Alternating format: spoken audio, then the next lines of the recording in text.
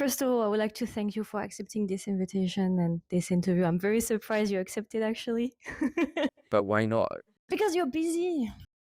Oh, but You're very busy. Everyone wants to interview you, so I'm very glad you no, accepted. I'm happy you do this, and it's great. I still remember we had our first interview on Zoom. Yes. It's been a while. And actually, when I saw that, because I went last year at the Shanghai Film Festival, and then this year I saw you will be the jury, I was like, wow, I hope that his movie will be screened, because I really wanted to watch your new movie. Because in our interview, I remember I asked you, the last question was, do you have any plans for the future? Yeah. And then you started to talk about this new movie that will be We Are All Strangers and everything. You said, oh, you will see, it will come in a few years. And we talked about it. And I never thought in my life that we will see each other 2-3 years after, face to face, and I would see your movie. So I think I'm very happy today that I can interview you, because it feels like the circle is complete. Oh, great. Yeah, because for you it's complete, as we will talk later, but since we talked about it, that this is like the trilogy and everything about the coming of age of the main character and everything. So I think this is the perfect time for me and for you. I think it's a very meaningful episode. Yeah, and in fact, it's a good thing. I actually thought we were gonna do this on Zoom, so I had no idea this was like face to face, you know. Surprise. And then I was thinking like, why do I come to Shanghai to do a Zoom interview? So this is a pleasant surprise, and I think what is great is that I always appreciate it when people watch my films on the big screen, and I think it was a very good big screen. Yeah, and it makes a huge difference for a movie. I think we can watch it, I always say, if I can watch it in the theater, it's always better. The experience is not the same. I know certain movie, if I watch it on theater or if I watch it on computer or on the TV, the experience is not the same. And I think you're one of the first few French people to have watched the film. Yes. Because it's only coming out in France at the end of the year.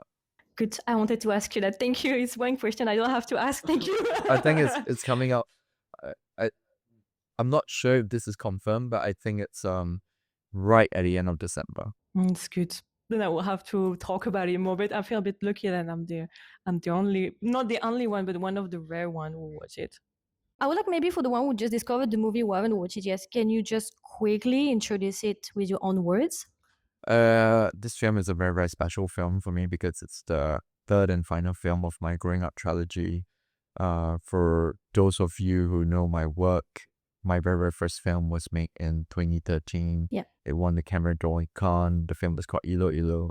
And then I followed that up with my second film, which was made in 2019, called Wet Season. And both star the same two actors, Kdramas and Yo Yan. And this is the culmination of my working relationship with them over like 13 years. And we have this new film called We Are All Strangers, which premiered at the Berlinale, the Berlin International Film Festival in competition. And it really feels like a closing chapter. In a way, this film, it's about strangers who end up becoming a family. Mm-hmm. But I feel like it's also a recurring motive that I have sort of captured, all through these three films. The first film was between, a Filipino helper and the young kid that she's looking after. And then the second one, it's sort of the relationship between, a teacher, in her 40s and her relationship with her 16-year-old high school student. And now you have this where you've got, two couples, a father and son who sort of end up, getting partners, getting married, and they're sort of forced to live together in a small government flat. Yeah, it's a closing chapter, and it's the finale to trilogy, and so that's it. It's the end. It's a lot of mixed feelings for me as well. Not just about making the film, but now that we've come to the end of this journey where I worked so closely with some collaborators, for so long. So how do you feel about it now? Is it a bit scary because maybe it's the end of a chapter, so now maybe you think, what else? No, No? because I always believe, when something ends, something else opens up. Okay. So in a way you have to put away some things, then you could accept, and welcome new things. So in a way I'm excited about, some of the different things I'll be looking at, developing in the future. Mm-hmm. But of course it's bittersweet, you see. I've worked with two actors over a long period of time. When I first discovered, this young boy, um, he's almost like Jean-Pierre Liu, in the Truffaut films. When I discovered him, he was 11 years old. When we made the second film, Wet Season, he was 17. And then now you know, he just turned 25. Mm-hmm. So I've literally, like watched an actor boy grow up. I've worked with very closely also with the lead actress, Yu Yan, over that passage of time. And in the very, very first films, um, the very last scene, Ilo Ilo, is the birth of her child, and it was me photographing that moment, right? I was the first one to observe and witness the arrival of her newborn daughter, and now her daughter is 14, and I actually put her daughter in this new film, Mm-hmm. because I thought it'd be a nice way to commemorate it. So I think with, it's not just about the films, right? But, like our lives have intertwined so much over like that whole period of 14 years. We know each other very, very closely, Mm-hmm. on a personal level, whether is it my wife, my kid, or whether is it, uh, Yin Yan and her daughter and her extended family. I feel like it's so rare, right, when life and cinema intersect. Mm-hmm. And that has truly happened, So in a way, we're all strangers. It's about a constructed family, right? It's a modern constructed family. That's what you see on screen. But off screen, behind the camera, actually, we are the constructed family. Mm-hmm.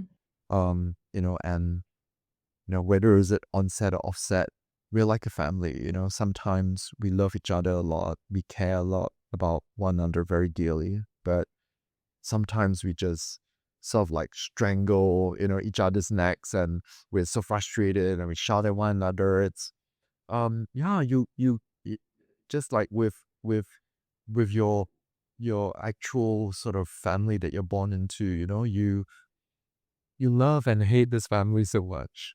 And I think that's the relationship that has stuck so strong, where it's allowed us to do so much together over the long period of time. And also, like in a way, this trilogy, it's called the growing up trilogy, but it's not just the growing up of this actor, right? Or a Singapore boy through different stages of his life. But even myself, when I made Ilo Ilo, when I shot it, I was like 28. Mm-hmm. And then I made Wet Season in my 30s. I made this new film and I got into my 40s at 41. So it's also different phases of my life, from a boy to a man, to a husband, to a father, to having different sort of responsibilities. So in a way, it captures a lot of my own emotions, my own experiences of growing up, of losing your innocence, of coming of age, Mm-hmm. of my observations of family, of society, of like my country, Singapore. Mm-hmm. And particularly in this film, I did set out to really capture not just a portrait of family, but it was a real portrait of a nation. Mm-hmm. I think there's a lot of emotion that's poured into this film. I really think this is like a love letter to Singapore. Mm-hmm. I wanted also to ask something about the music. I really like the music, so I wanted to know how did you approach the music? We already talked, I remember when we were for Breaking Ice together, we talked about the music and the composer. That was Kin Leon. And he is also like one of the composers that worked on this film. Okay. And I brought him in fairly early in the process, as I love the music in this film. It was a very, very important sort of brief that I gave him and the composers on this film. And very early, even as I was filming, he was already doing the music. In fact, there are some sequences where I've written sort of like a montage to music in the script, and he has already composed a tune, and I was literally listening to it as I was filming, which is why there's a certain rhythm to certain scenes. And I felt, like, of course, it's the most, apart from the breaking, it's probably the most music I've used in a film. And I also, like, I threw him this challenge, which is, like, what is the sound of contemporary Singapore? Because Singapore, it's very much the clash, of the new and old. You can see it also in the visual. Yes, and there's a clash of tradition and modernity. And I was saying, like, this film is so contemporary. It's set, against the backdrop of the country celebrating its 60th year of independence. Set against that, I wanted the film to feel modern and contemporary. And I was telling, like, the composers, if you were to look at the scene, there's this very beautiful montage, with, the bus dating scene. And, if this was set elsewhere in the world, like if it was set in New York, on a bus, on a subway, like, that soundtrack might be jazz, it might be very jazzy, right? But jazz isn't the sound of Singapore. And I don't think traditional sort of Asian instruments, whether is it from the rest of Southeast Asia, Thailand, Indonesia, or even China, that's not the sound of Singapore. Singapore is that concoction of different languages, different races. It's a mixed sort of like melting pot. And I wanted to capture that. I said, how do you find that, not just that clash of old and new, right? But that sense of the tension between order and chaos. And that is something which most people see Singapore as, it's very neat, it's very clean, it's very structured, but there is a sense of chaos as well. So, like, how do you capture all that? So, it was quite a challenge, but I think in the end we nailed it. And I think this film has quite memorable music. And I'm looking forward to audiences sort of, experiencing the film, especially on the big screen. When I heard the music yesterday, I was like, is it King Leon? Immediately, I don't know why I could immediately in my head I thought, oh, is it King Leon behind also? I don't know why. Because I really pay attention to music, and I really enjoy the music. It's very hard to put the music because you should not do too much with the music. It has to be there. It has to convey the right emotion at the right time. So it's not easy. So I think in this part you nailed it. And also, I think because it is a family drama, it is a sort of melodrama, and I'm very, very careful to not let it tip over, because easily it could just tip over into cheap opera or sentimentality. And I feel like, if I were to just go with cheap sort of strings or piano and all that, it would just tip over into sentiment. And my films, I always like to think that I want to make films that are moving but unsentimental. And it's not just trying to, sort of manipulate the audience into just cheap tears. Actually, when I watch a movie, after 10 minutes, the scene when BY is drunk and the man is helping her going back, I had a thought. I thought, how does he do to make his character after 10 minutes so lovable? How do you do that? To be honest, because this scene is 10 minutes and I already not fell in love with them, but I really liked them. Actually, I could feel for them, and they are very compelling. So like 10, maybe not 10 minutes, but maybe 15 minutes. I don't remember. But I was like, how do you do that? Because it's very hard. And the scene, I won't spoil it, but the scene at the hospital when there's like the when she discovers that she's dead. So the light's blue and there's a small like ray of like the light and everything. This scene, I also cried, to be honest. I could feel like her cries were very good.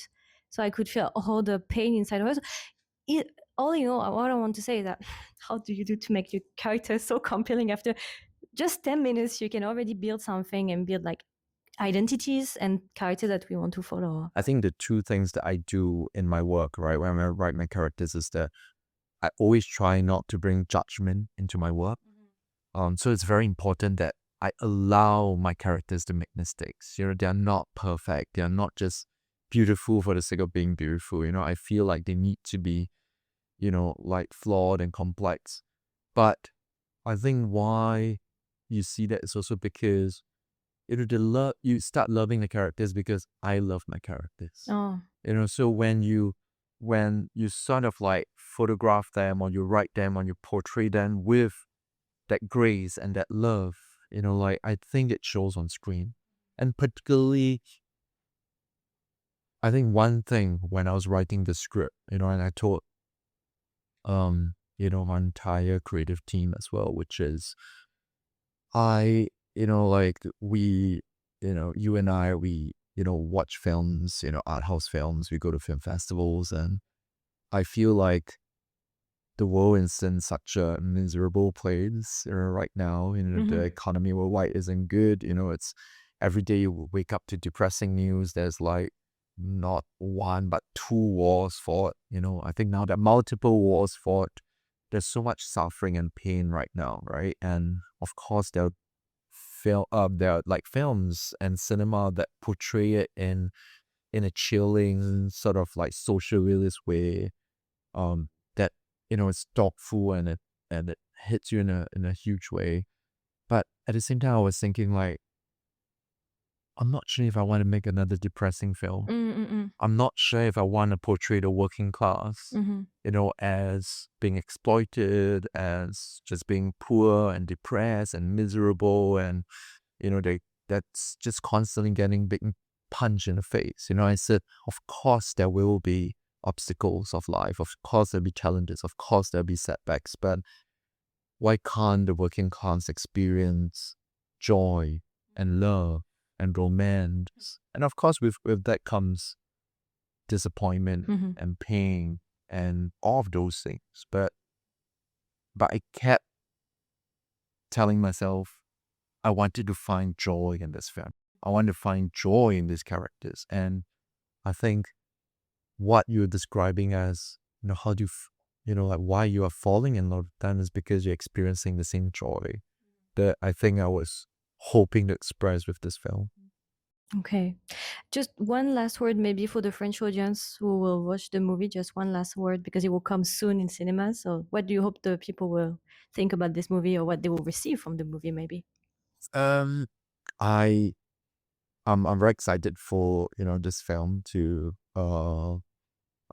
be seen by French audiences because all my films have been released in France, but this one in particular, I have a feeling it's incredibly universal. You know, it's about class, it's about family, it's about growing up, it's about responsibility. And I hope people will be moved. You know, I hope people can laugh, you know, and cry, and eventually feel that they see a part of themselves in one or more of these characters. And I think that is all I always ask as a filmmaker, that an audience can emotionally connect with my work. Okay, thank you very much for this short interview. I hope maybe to talk another day when we have more time because I have a lot of questions, but not today. But thank you again, and I'm very excited also for the release in France. Great, thank you.